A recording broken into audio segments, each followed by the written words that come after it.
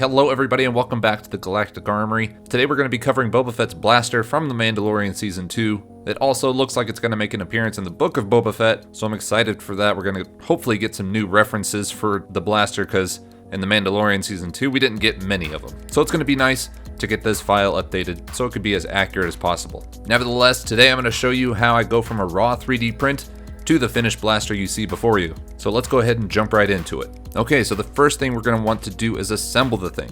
Now this blaster has been 3D printed from my own 3D files. You can find links to the prints and the files in the description, but in all my blaster files I like to include pre-cut holes for wooden dowels.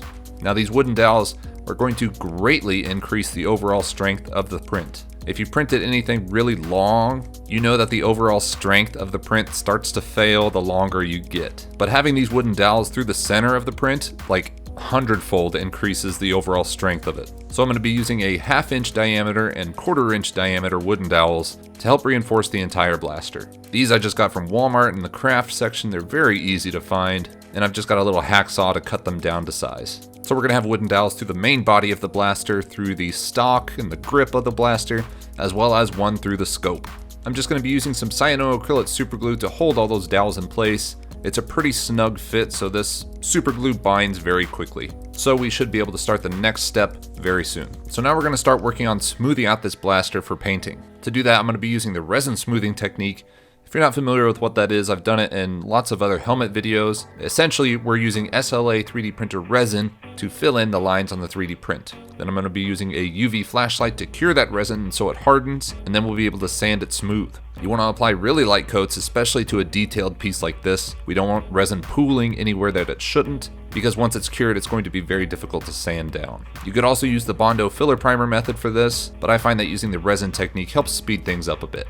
Okay, once our resin is fully cured, it's time to start sanding. Now, like I said earlier, this resin, once cured, is very hard, so it's going to be kind of difficult to sand by hand.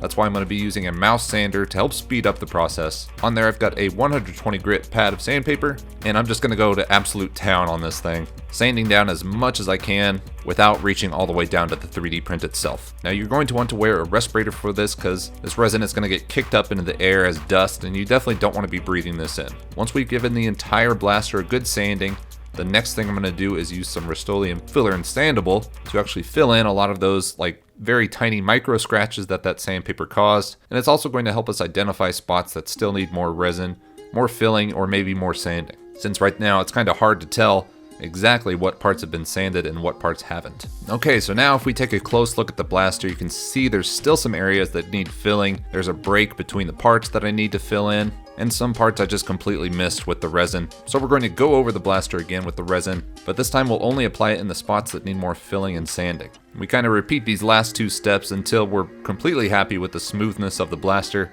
and we think that it's ready for painting.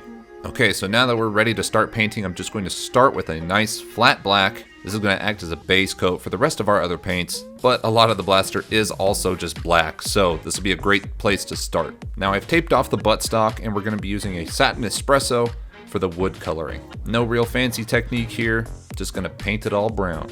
Now the silver is where we start to have a little bit of fun. For this I'm going to be using a method that I've been using for a long time. It's very simple. All you need is some spray paint and some paper towels, as well as some gloves. But we're just going to spray a little bit of spray paint onto the paper towels, let it dry for a few seconds, and then we're just going to wipe that silver onto the barrels. We're only going to be able to hit the high spots with the paint, but that's going to leave those nice recessed barrel lines black. For such a simple technique, it is surprisingly robust, and I felt pretty good about just doing it for the entire barrel. Due to the variance of the texture of the paper towels, you get some nice variance in your paint, makes it look very realistic, and all this can be done very quickly. So the barrel is the main part that gets the silver, but there's also the little details on the buttstock. I'm going to do the same technique, just kind of being more precise with where I'm wiping, because we want to try to avoid wiping over that brown, which is why I have it mostly taped off. Finally, I'm going to glue the scope in place. I've kept it separated this far just to make painting a lot easier so we didn't have to work around it. For that, we've got some 1/4 inch diameter wooden dowels and just a little bit of CA glue, and this thing will go nowhere.